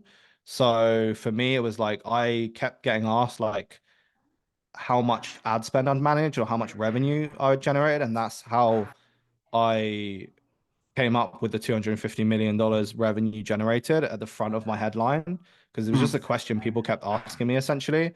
And I guess it was their kind of way of measuring like what I'd done as far as a PPC manager. So yeah, I don't know if like any numbers, I know a lot of people use numbers. So if any numbers like jump to mind for you in terms of like budgets or anything like that. Yeah, I know. In terms of like monthly or annual revenue, like some clients, like if I'm jumping on, I'll be like, oh yeah, like I already have experience managing like 1.5 million a year in annual ad spend. So like that's something that I definitely could put as well. And so you recommend putting any type of like numbers or questions that clients usually ask in the beginning of it, right? Yeah, exactly. So yeah, numbers can be pretty like attention grabbing, just like you would have numbers in like a Google Ads headline, right? It's always better to use numbers. Also with LinkedIn hooks as well. Like for posts, it's always great to use numbers because you're being more specific, right? Instead of saying, oh, you're a senior Google Ads manager saying, I've done X amount in revenue, I've done X amount in ad spend, right? You're just being much more specific compared to everybody else that's just like senior Google Ads manager, right? Yeah, that makes a lot of sense. And then I do have I started promoting the community instead of like a lead magnet, but I guess that probably would be another like opportunity to change something right there too. I mean, if it's the main thing you want people to go to, then that's all good. I would probably just change like the name. So like someone landing on your profile for the first time knows exactly what it is, not just like a community. Because to me, like it could be these data nerds, it could be like analytics, it could be like I'm not really sure, like it's PPC, right? Like it could be SEO, it could be something else, right? So it could be whatever the like what's the main goal of the group, would you say for like the average person? It'd be, I guess, learning career growth, like any career growth strategies, tips, tricks, anything like that. Just help them So progress in it's their like, career. yeah, so it's like accelerate your PPC career, right? Yeah, Something exactly. like that. Yeah, so I would just have that as that. So it's going to call out to people and say, if I'm a PPC landing here, accelerate your PPC career. Oh, okay, that sounds Mm, super interesting. I'm going to click on that, right? Whereas like if it's a community, like I'm not sure, like what am I getting out of the community, right? Like what problem is it solving for me? mm. That makes a lot of sense. So like instead of like the name of a lead magnet or the name of anything else, you're putting the end goal of what they should be getting as the basically the text for the link. Yeah, exactly. Or you could do the opposite of that as well. You could say like stop something. So like Mhm, I did like an onboarding masterclass the other day, mhm. which I said like stop wasting time reporting because I know it's like something that we all waste a lot of hours doing. Yeah. And the masterclass was on onboarding and road mapping so that you don't have to waste hours reporting. So yeah, it's like wasting time, something that people don't like doing, or it could be, yeah, more of a positive thing of like accelerate this or, do something faster, like what the outcome is. Mhm. Makes a lot of sense. Yeah, that's a really good tip. So then in terms of what about the banner? Because this one I threw up in Canva probably in like 5 minutes. Yeah. So if you can have like, this is a more tricky one. If you can have a good, like upper body shot is normally best, like especially with your arms in it as well. So my banner, actually Jasmine made my banner. So yeah, you can just get somebody else to make your banner. But it was tough because I didn't have that picture like with my arms crossed for a while. So yeah, if you can get that kind of photo in your banner, that's really good because then you're appearing like twice, right? And you're not just appearing small in your profile, you're appearing like much bigger in your banner. And then I would say any kind of social proof is always great. So like on my banner, I've got the brands that I've worked with, and I've got like a little quote. So I'd say like take the best thing anyone's ever said about you in a little quote and add that. And then also any kind of social proof, because when people land on your profile, they're really looking for trust signals, right? Like we're skeptical as human beings. Like when you land on someone's profile, you kind of don't want to trust them right off the bat, right? You're thinking like you're questioning like, who is this person? Why should I trust them? What level are they at? Like how much have they managed? Like, is it somebody that I want to speak to? Is it somebody that's a potential client? You know, who is it, right? So if you can do those trust signals straight away, like what brands you've worked with, maybe some logos, like a quote, any reviews you've had, like your best reviews, something like that, that works really, really well. And if you look at the biggest creators, they all have those kind of elements in their banners. That's a really good one.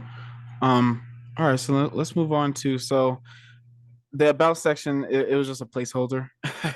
So, I mean, but what would you say is kind of like your philosophy for like creating that about section? Do you just kind of keep it simple, or do you have like any specific things that you do here?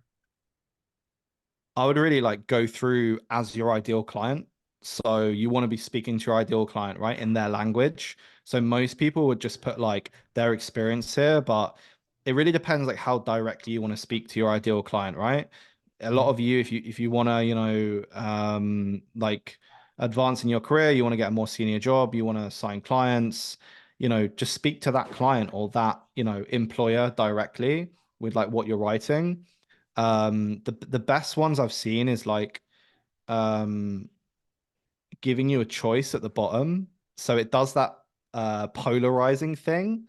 So maybe you can go on like Lara Acosta's page because I know she has it. It's Lara. No, you. Ah, there she is. Let's see here. You said it's at the bottom. Yeah. Yeah, so yeah, she's changed it since I looked at it, but it's essentially like you've probably all been marketed to in that way where you have this polarizing thing where you say, A, you hire me. Option number one, you hire me and you get all these great results. Option number two, you don't hire me and you stuck where you are. That can be a really nice, like quite fun spin on an about section, because otherwise, like it can just sometimes be like, oh, here's my accomplishments. Like it can be kind of boring, right? So the A/B thing is nice. But yeah, I wouldn't worry too much about your about section because there's not that many people read it, if I'm honest.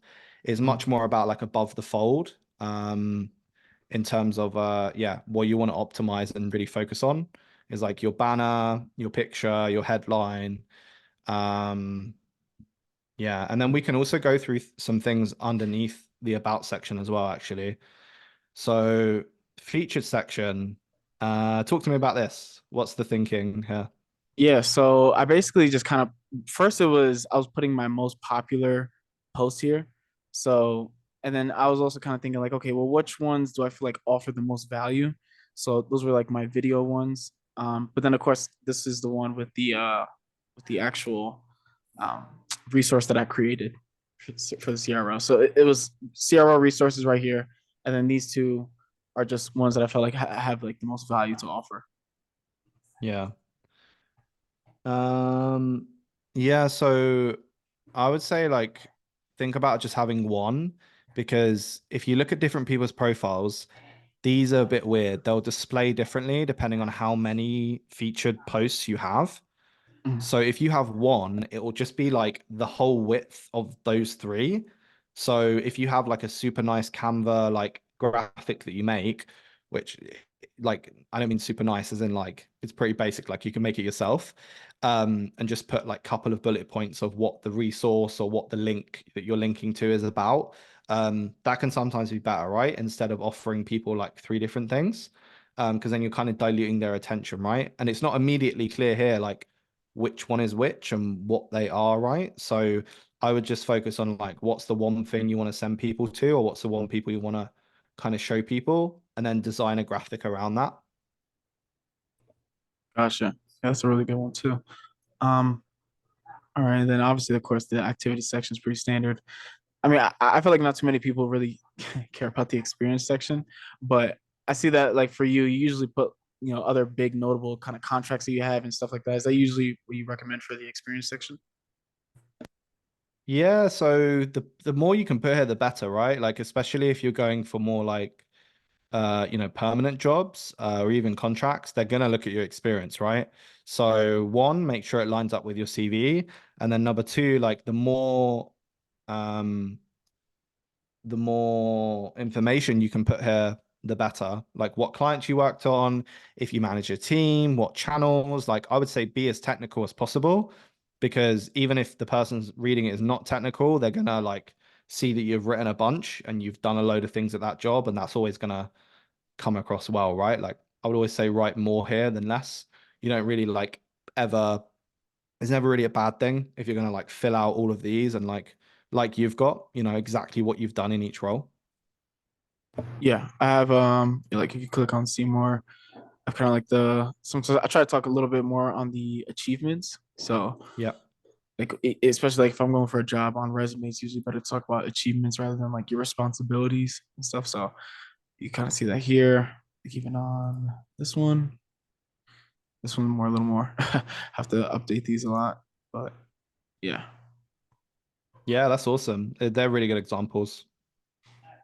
perfect. And then the last one would be, I guess, the license. I mean, honestly, I think the Google certifications are a little bit don't really matter to me, but yeah. I mean, do you have any? Just fill the section out, right? Yeah, so there are like a couple of other things you can add to your profile. There's also like honors and awards, which is kind of hidden by default. And I Mm, just actually added one yesterday because I got the top 100 most influential PPCs in the world, and mm. you can add it as like a link. So let me just find exactly where it is, but I believe it's if you go to the top of your profile Let's see. and then you have the option add profile section.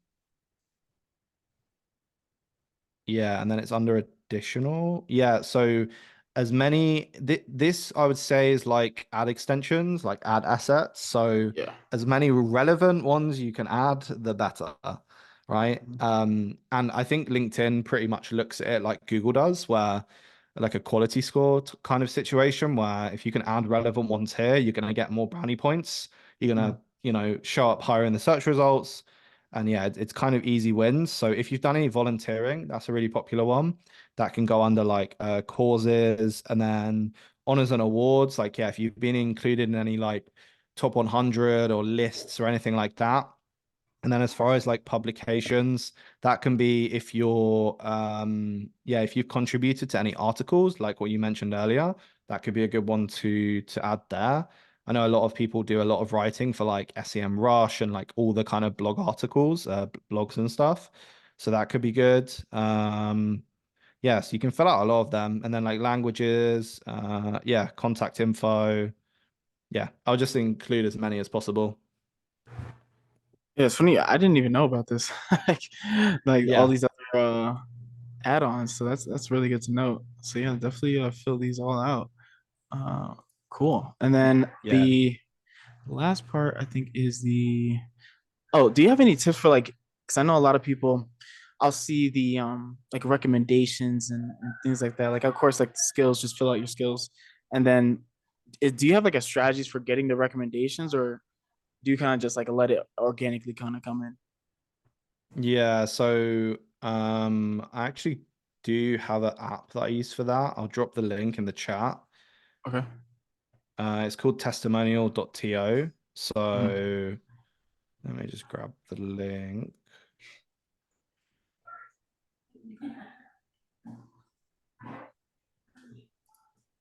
So I actually really struggle with this for a while. Mhm. And I think this is, let me just check. Yeah, cool. So this is free, this tool. And it basically gives you a landing page where people can easily, quickly drop reviews in a text or a video form. Mhm. Um, Let's and see. I really struggle with this because it can be really messy, right? Like LinkedIn testimonials and reviews is pretty rubbish. and they don't really show on your profile. They only show like really far down. So I wouldn't say there's a massive like benefit to having loads of them. I would stick to something like this. This is what a lot of big creators use. And then you can embed these in like your landing pages. You can like share like a picture of the review as well, in your posts as well. Yeah, it's a really nice tool to have all your reviews in one place, because what I struggled with for a long time was getting really great results for clients, companies I worked at, different agencies, and then asking for like a reference or a review, but you ask for it too late, like a couple of months after you've worked there. And then often like it just gets lost in the noise, right? And you're not directly working with them anymore. So a lot of the time it just like gets lost, right? And it's really hard to get it. So I always ask for reviews like pretty early on now when I'm working with clients. As long as they're happy and the results are great, then why not ask for a review? And then they're all in one place here. They're not like all over the place. They're not like in your emails buried. Like, yeah. I had that for a couple of years and it was a bit of a nightmare, to be honest.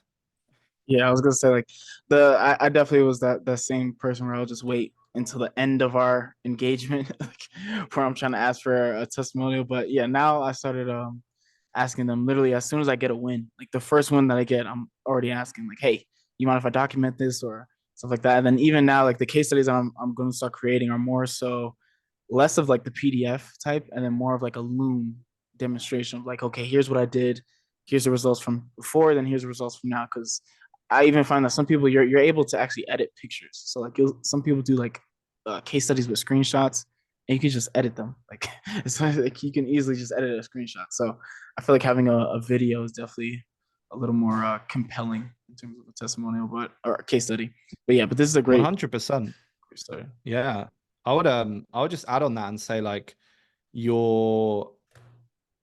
when you're creating case studies, the best time to do it is when you're working with a client, because a lot of the time you won't have access to that account anymore.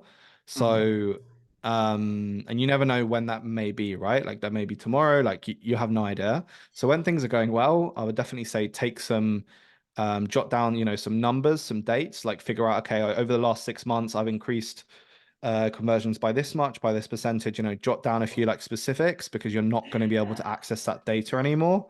Yeah, just kind of take the case study then and there would be my advice, because definitely like I've forgotten or like lost access to some like great work I've done over my career, and it's really annoying. So yeah, I'd say take the numbers you can while you can. Yeah, 100%. And then I guess any other kind of like touches that you would say for someone that's building out their profile? I would say like um with your connections, a big one to shout out that most people don't know about is that you get 100 connection requests per week. It's Monday to Sunday, and they do not reset, so you lose them. So if you do not use them every week, you lose them. So it's just 100 per week. It doesn't like accumulate or anything like that. I spent ages not knowing this, like my first probably 6 months of LinkedIn. I didn't know this, and I didn't know like, okay, if I don't use them, I lose them, right? So I would say this doesn't mean like just connect with anybody and everybody, but like we can do it right now. Like if you search in the search bar, the people you want to connect with. So for example, that might be like PPC freelancer, for example, and then kind of just see like who comes up. I would just look at like people here. Let's go here. And then you can also do by country as well. But yeah, typically like LinkedIn's pretty good here. Like I recommend, I recognize some of these people. It's pretty good at, its recommendation algorithm, right? Like the type of people you look at, the type of people you DM and stuff. So yeah, I would just go through and like connect with these people. If you can, do a personalized request, even better. But it doesn't matter too much. Yeah, so I would connect with as many like relevant people as possible. I would just be careful if you're on the free LinkedIn to not view too many people's profiles. I don't know if you ever had like if you were ever restricted or anything like that on LinkedIn. One time, but that was because I was using like the automated software, so it was Right. very, and it wasn't even for the Yeah. profile views. It was, well, it was profile views. It was I was trying to do something like with, because I wanted to get, I was like, oh, well, like I don't want to sit on my phone and just like message the same message over and over. So I tried to use that, and then yeah, it flagged my account. Yeah, I would say it's not worth it. Any automated tools, it's also it's just not worth it. People know it's an automation as well. Like it's pretty obvious, so people tend to shut down very quickly. Like even now, if I message someone, a link or something, and I'm actually messaging them it, a lot of the time they'll reply back and be like, "Are you automating me? Like, have you just automated me?" And they completely shut down. So I'll be Yeah. careful of that. But yeah, if you have the free LinkedIn, if you don't have premium, you will get restricted if you like open a bunch of profiles like 20, 30, 40 straight away. If you have premium, you don't need to worry too much. I've never been restricted on premium. I find that's like a big difference. Yeah. Yeah. So yeah, I mean the other thing for premium I'd say is like if you haven't had a premium trial yet, you can DM me and I'll just give you I can give you a 2-month trial, I think, from my profile for free. And then if you have tried premium before and you're like, oh, it's not worth it, there's actually a hidden career option. They show you the business option by default, which is around like £80, I guess like $100 a month. But there's a career option, which is only £35, so I guess $50 a month. It's way more reasonable, and you get everything included in it. So you could just do the career option. It's just a little bit hidden to Hmm. try to get to it. And do you still get the access to Sales Navigator with the career one? No, so that's the big difference, basically, which I know like a lot of people don't use. Like I find value in premium for the profile views and the like not being restricted Yeah. is a big one as well. And also you can add more links to your profile and stuff like that. Yeah. So yeah. And I think if Sure. you spend like a reasonable amount of time on LinkedIn and you're really like, putting a lot of time and effort into it, it is worth doing the premium or trying to, as I said, like DM me or trying to get some kind of, trial for a few months. Yeah, it's definitely worth it. Gotcha. Gotcha. Well, that is some definitely great tips. I do have one because it doesn't look like there's any. Let's see, just quick check if there's any Q&A. A quick question: will we be able to access? Yes, there will be a. I'll be dropping the recording for this in the group. In the community, there's going to be a tab that's just called Meeting Recordings, and you'll be able to access it there. I recommend you always check your profile on mobile and adjust. Good tip. Yeah, so no questions. So then let's just get to there's one thing I definitely wanted to ask, which is essentially if you were to start over from zero, what would kind of be your roadmap for how you would get to let's say the goal is, of course, like I just want to get a consistent filled up pipeline. What is kind of your roadmap for doing that on the LinkedIn platform? Yeah, I would say equally connect, post, comment, like do everything if you can. Um, it's just going to up your chances, right, of like getting leads. And it's also going to kickstart you, just like compound interest. If you were saving in like a, what do you call it? IRA? Yeah, like a Roth IRA. Roth IRA, yeah. Just Yeah. like you were saving in a Roth IRA, or like if you were saving in like a ISA for all the European UK guys. Compound interest, as soon as you can put that money in, like it's going to compound every single month, right? So as soon as you can start commenting, as soon as you can start posting, I wouldn't worry about being perfect. I wouldn't worry about your profile being perfect or your post being perfect. It's going to be better than nothing, right? I think people really struggle starting. And that's what I would say is like take some of these tips, start commenting, start connecting with people, start small if you have to, and then build upon it. But if you can start in some way, it's always going to be better than not starting at all. And then in terms of like just running through the roadmap, really, I would say figure out your content pillars. So if you think I don't know what to post about, my starting out would be figure out your content pillars. So I had 3 content pillars to start. They were Google Ads, freelancing, and being a digital nomad.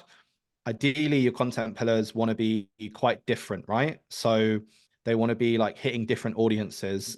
So the Google Ads one is more to get clients. The digital nomad one is more like showing my personality, showing traveling pictures, tips, stuff like that that people are interested in.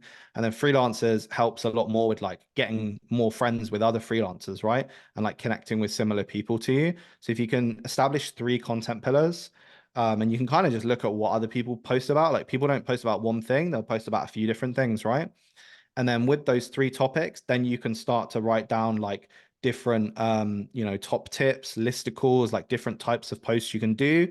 And then I'll combine that with stuff you've spoken about in your last sales calls, in your conversations with other, PPC experts, like what topics are hot right now? Okay, what posts can I write about, right? And then in terms of like the meat of the post, you can copy other creators like structures, hooks, like how they structure their post. So yeah, that should really take you all the way through from like um, getting the ideas, like creating your content pillars, and then writing the posts. And then in terms of scheduling and what time to post, I would say this is quite like bespoke to you. So I started at 7 a.m.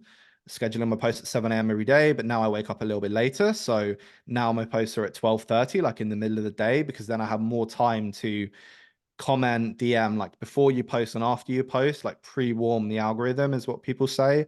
Definitely helps. So I'd say if you can get on LinkedIn around the time you post, it's always great. And then stay consistent with that time. So whatever time that may be for you. Depends on where your audience is as well. If you have a big US audience, it's on the other side of the world, you might want to post maybe later in the day to catch their morning, something like that. But you can experiment with that a little bit. I wouldn't like worry too much about the time of day. It's definitely like a secondary thing to like what you're posting about, and you're commenting and you're connecting. So yeah, that really covers like creating posts, how to schedule them, what time to schedule them in. And I would really start with 3 posts a week. So if you have 3 content pillars, try and post 1 post per content pillar per week, because then that's a really easy way. It shouldn't take too much work. Like every week, if you sit down on a Sunday and you only need to write 3 posts, it shouldn't be too difficult. And it will be on 3 different topics. So then you're going to appeal to 3 different audiences. So you're going to grow your LinkedIn way faster than just posting about Google Ads. So that can be anything from like, yeah, freelancing, like career stuff. It can be anything from like remote work, or, if you're into like cars, or like if you're into, different types of topics, you can also post about that as well.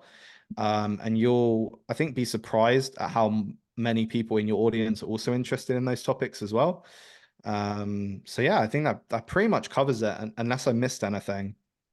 Yeah, I think that was definitely a very thorough roadmap. So then, in terms of, do you have like any tools or things they use on the outside of LinkedIn to kind of help you with all this stuff? Outside, of course, the testimonial.to that we got earlier. Yeah, so there's authoredup.com. I just dropped the link in the chat. That's a really cool LinkedIn tool. So what's nice about this one is it uses LinkedIn's native scheduler. Now, all the other LinkedIn tools like Taplio and stuff, they use their own third-party scheduler, which can sometimes impact your reach. I found it where if you schedule a post from an outside scheduler, it won't like, you won't get as much reactions, as many eyeballs and likes and comments and all that good stuff as if you used LinkedIn's native scheduler. So yeah, AuthorUp uses their native scheduler, and then it's just a Chrome extension on top. And yeah, it just helps you like creating posts. It gives you loads of hooks and loads of templates and stuff. You can get a free trial. Like it's a really, really cool tool. Yeah, I couldn't really do LinkedIn without it. Helps me like keep organized. Yeah, it's really great. Gotcha. And then I'm assuming you also use Notion a lot, right? Yeah. So what do I use? What do I not use Notion for? I was Good like, I question. probably document everything in Notion. Like that's just like kind of my go-to just note taker. Really, that's what I use it for. I use it for everything because it's just so versatile for me. Like I'm able to link it to LinkedIn posts, so like I can grab a LinkedIn post and shoot it right over to there. I can set all my plan. I can create a whole entire CRM. I can create a whole entire scheduler within it. So yeah, I use it for a lot of that. Yeah, I just wanted to jump into a question actually Yeah. from the chat. So I'm starting out in this career journey. Any advice on how to land an internship? Yeah, so I would say what not to do. So don't DM people with like a wall of text, because if I, for example, get 20, 30, 40 DMs per day and I struggle to reply to them already, and you're DMing me with like an essay that is really hard to read, like I'm not gonna have a chance to reply or like properly understand what you're asking me.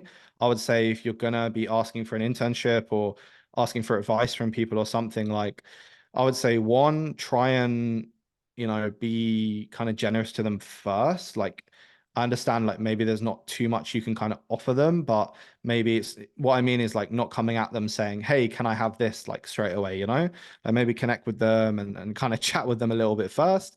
And then secondly, if you are going to ask for something, like you want an internship or you're looking for someone to kind of train over and train under and stuff, just I'd say just be pretty straight up with it as well. Like don't overcomplicate it. You don't have to tell them your life story.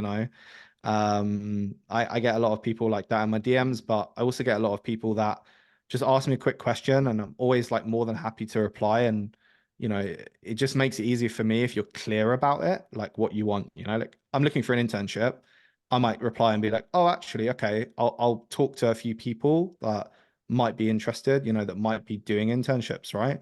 Whereas if you send me like a wall of text, I just read it and I'm like, I'm not sure what this person is asking me. Like, I'm not sure how I can help them. Um, so yeah, that's as far as like DMing people and asking for advice and stuff. Yeah, and then to kind of double click into that, like the way I would do it as well, because I worked for free. Like that's exactly how I got all my, initial experience for everything because I worked for free. So in terms of internships, honestly, I mean, yeah, you could go either way. If you want to go the internship route, it would just be like, as Tomas was saying, like actually just DM people, but don't just ask. Sometimes it would be better if you know the company, do some research on the company, see what ads they're running, see if they're running Facebook, see if they're doing this, whatever they're doing from the outside, of course, where you have a view into, you can't see their account specifically, but you might be able to see like, hey, are they running YouTube ads? Are they running what are they putting as far as their ad copy? Like, can they have what is they doing on their landing page? Can you offer some advice as far as the landing page? Look for opportunities for where to help them. Because the way I got my first client was I went on SpyFu, right? And I found out who's already spending money on Google Ads first and foremost, because it's easier to get a sale of someone that's already on Google Ads spending money than it is to convert somebody that's not spending money. So I found out who was advertising on Google Ads. I critiqued their ad copy. I was like, hey, you guys are doing this. And at first I found their email, right? Once I found the company, found their email, cold emailed them and just say, hey, you're doing this. I would write it like this, but if you're interested, I have this entire like PDF document going over ad copy tips and strategies, right? And I got my first client just like that. And it was funny too, because SpyFu said it was spending like $500 a month. They turned out to be a $26,000 a month client. So that right there turned into like my first account being over $20,000. So but yeah, if you're looking for internships, just reach out to people, but say like try to come with some value already in mind. Like research the company thoroughly, see what ads they're running. You can use the Google transparency, you can use the Facebook transparency. Look at their landing pages, find out what you can basically add value to them, and that way, when you reach out to them, you're not just asking. You're saying, "Hey, I saw this. You could be doing this." Most people that have made this change result in this. Blah blah blah. So that would be my advice, but definitely go hard with the outreach. Awesome. There's no other questions. We got like 5 minutes left, so comes with value in mind. Thanks, man. Absolutely, absolutely. If anyone has any other questions, drop them in. Drop them in. Going once, going twice. I think I did have Oh, let's see, we got one right here. How do you usually charge clients hourly, daily, project rate? I'll let you answer this one. Yeah, so I'm building a freelancing pricing guide at the moment, actually. It is going to be like a very small paid product. So I'm planning for it to be like $5 or $10. So yeah, definitely sign up for my emails. And it will let you know, I'll let you know when it's released. Because this is a question I get a lot, and it's really hard to answer it in this kind of time, right? Like there's a lot to it. So Yeah. I'll try and give my best answer. So, to charge those who are starting out in freelance, how do you usually charge clients hourly, daily, project rate? You can straight up ask them what they pay already. That's a good way of starting, right? So it depends obviously how like forthcoming the client can be, but a lot of the time you can kind of, if you ask the right questions, you can get that out of them, and they will just tell you like, okay, I'm not happy with my previous agency, I'm paying this. You can also just ask them, right? Like it doesn't have to be something you have to figure out all by yourself, and it could be different for each client. Like for my clients, like it's different how I charge them, right? And that's always been the case over the years. I think this kind of myth of like I'm going to charge X amount for every single client in this way is just not true at all if you're a freelancer. So I would say some will be like a set rate per month. Some might be like a percentage of ad spend. There's no right or wrong, honestly. Like each way of charging has their pros and cons. So you got to figure out like what's right for you. And then also you can ask the client like what would be the ideal for them. Because like what if I was to generalize it, bigger clients will want a set fee and smaller clients will want a percentage of ad spend, if I was to generalize like what I've found. But because your market might be a different country, it might be completely different clients, right? They might want something different. So that's what I'd really start with. If you're not sure, is just ask your client, like, what would be the ideal for you? Would it be a percentage of ad spend? Would it be a set fee per month? Would it be like an hourly rate? Like they probably got something in their mind that they like, or they'll tell you, this is how the agency did it before, and I hate this. So to cross that off your list straight away, right? So yeah, I'd say like ask the client, and that they'll normally like point you in the right direction.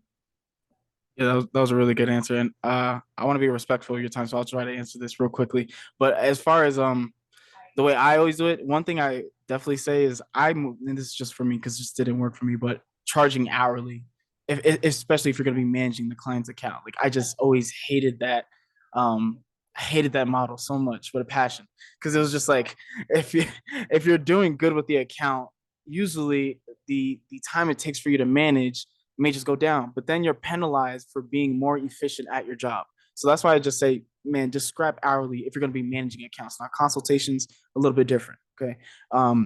Now, and you should also take into account of what is it going to be a cost for the business, right? Now, this is going to be a way harder with lead gen accounts because most of them just don't know their numbers, but this is going to be a lot more easier with e-commerce accounts because they know their numbers, they know their margins, they know their profits. Try to factor in a percentage, right? Like most companies are not going to want to go to they don't want to spend 30% of their profits on on marketing, Now, if it's an e-commerce account, maybe, right? Just maybe. But most companies don't want to do that. So take into account of what you're charging based on the actual company's numbers. If you want to, you do have to have a knowledge of their numbers. So like I said, some lead generation accounts are going to be harder to do that. But if it's possible to do that, then if you can't do that, I mean, just result to like fixed pricing, man. Like just set an idea in your mind of how many hours it's going to take for you to manage an account that spends maybe 5,000 or 10,000, right? To have that idea in your mind and just do it off of that. That's just the easiest way you're going to be able to do it. If those other two don't work, but stay away from hourly. That would be my advice. Stay away from hourly. Awesome. All right. Yeah, I can yeah, stay go for ahead. another couple of minutes, by the way. That's all Oh, good. awesome. Yeah. I don't know if anyone So else has any I was questions. gonna I was gonna hop in there on hourly actually, Mm. and say the other side of the fence. Like I hear what you're saying, and I agree with a lot of it. I try not to be too opinionated with the pricing stuff because, as I said, like there's pros and cons to every single one. I think hourly it's not great for a lot of scenarios. I agree, but it can be good in the scenario of you have no idea what the scope of the project is. You have no idea whether it'd be like 5 hours a month or 50 hours a month. Like that's really hard. Like if you have no idea, and you're like not getting much from the client, then it can be quite good to say, hey, let's just do an hourly rate for the first month or two, figure out like where it is in terms of what ballpark. Because sometimes they're just like, I don't know, like I don't know what I need, I don't know what I want, you know. So it can be good at first to like figure out like roughly a fee, and then you can say, look, like to help you as a client, like to manage your finances, you know, it's going to be a set fee from now on of X amount per month. Mhm. That actually is, that is a good point, because the clients that don't know, because I've ran into that problem too, where it's like, oh snap, like I ended up spending a lot more time on this project than I anticipated. So that kind of profit of the, if it was a fixed price, is a little bit affected. So that is definitely something to know. Um, I did have one question too, if you have time. And it was Yeah. just the paid meet. So like I see this his name is Justin Rowe, right? He has, I think he has like 70,000 followers or something like that, and he's more of a LinkedIn ads type of guy, right? But I was curious on like what you think about actually incorporating some type of paid ads into your social media strategy. Like, would you ever recommend that? And actually, before, how do you scale up your business without? Let's actually handle his question first. How do you scale up your freelance business without losing your uptime? Losing OF time. Do you mind just do you know what that means or? No. Yeah. So just clarify what you mean by off time. Does that mean like losing your mind or? Losing without losing your off time. Yeah, I'll give him a second.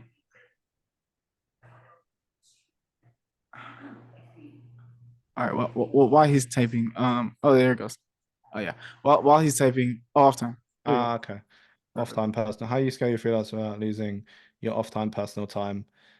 Um, good question. I I would could say, dive into. Oh, go ahead. Go ahead. yeah. No, you go ahead. Go on. You All got right. something.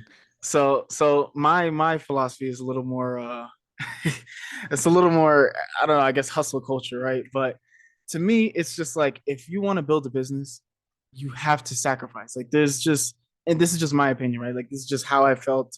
I've been, managing a business since I was like 16, 17, right? So um I've just found that sometimes you just have to sacrifice. It's just straight up like, if you know that you want to build this business and it's going to be in your off time, especially like if you have a 9 to 5 and you know that you're going to be building this in your off time, there's no way around it. Like some days you're not going to be able to hang out with your friends. Some days you're not going to be able to, you know, chill for 5 hours. Like you're not gonna be able to play the PS4 all the time. Like you're just gonna have to scale back on certain things so that you can prioritize your business. Like you're, if you want to build something extraordinary, like it's not gonna, you can't be average. Like you can't just do average things and expect some great results. So like if you want to scale up and build it into something big, I don't know what what your real goals are, but if you want to build it into something big, you just have to sacrifice things, man.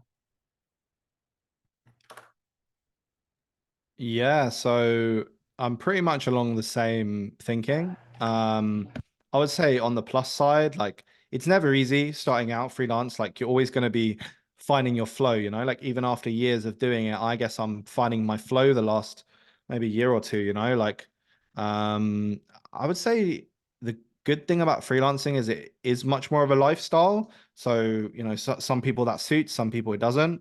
Personally, for me, like I like working later in the day. I like waking up, having a slow morning. Like, as I said, I moved my LinkedIn posting to like midday now. So I can do whatever I want in the morning. I can go to sauna, I can go to gym, like I can go out, I can go out for coffee with people, like wherever it may be. And then I'll just work in the afternoon into the evening. Whereas I know some other people prefer to wake up at 5, get everything done, but then you don't have to sit in a 9 to 5, right? Like if you're going to be freelancing, like and having your own clients, you can flex your time like that, however it suits you. Like typically it's just deliverables, and as long as the account's doing well, like you might have 1 or 2 calls a week, but yeah, you can flex your time, which I think is the one of the best things about freelancing. Yeah, that's what I was gonna say too. Like the benefit to being able to freelance is the fact that you can control your time. So like if you know that, hey, I still want to hit the gym, hey, just schedule that time for when you want to hit the gym and then schedule the work for later on, right? But yeah, either way around it. But like if you're working a 9 to 5 and you still want to build up a business, it's just like you're just gonna have to sacrifice something. Like you gotta put some time to it. Yeah, and then I might have missed this topic since I came in later. Where do you guys find the clients for freelance or some resources you recommend? I mean, this one's all about using LinkedIn to get clients, but I mean, there's a lot. I mean, just to quickly answer that, I mean, you have cold email, you have if you want to run PPC ads, if you want to do SEO, like there's a bunch of ways. It's just marketing in general, but um, yeah, this recording is going to be mainly all about LinkedIn. Yeah, I'll quickly answer your question on the ads actually. So running ads to get clients. I know one guy who his name's Boris actually. He speaks about it publicly on LinkedIn that discovery ads work really well for him with Google Ads. So well now that's demand gen. He runs ads for himself as like a freelancer, consultant. He runs them pretty small. I think he spends 5 or 10 euros a day.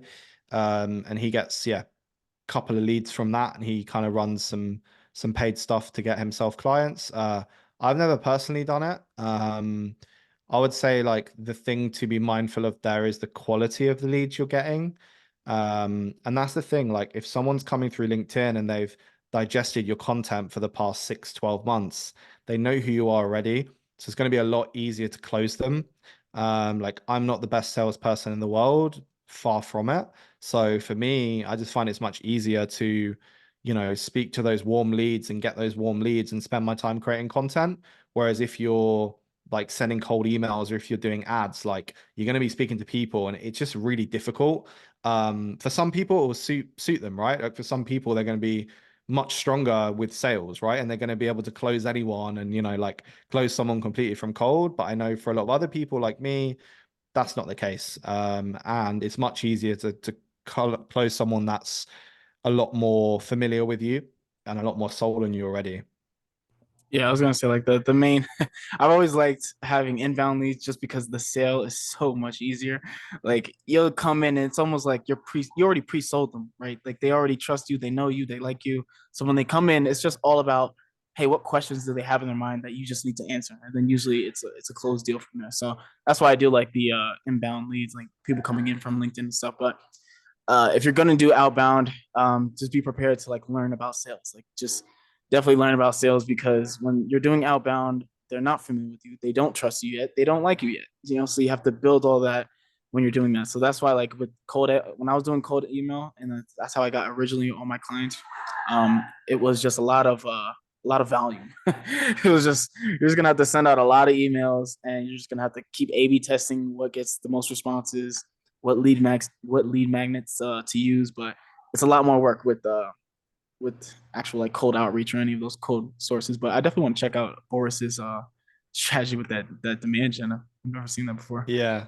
I'll drop you his LinkedIn.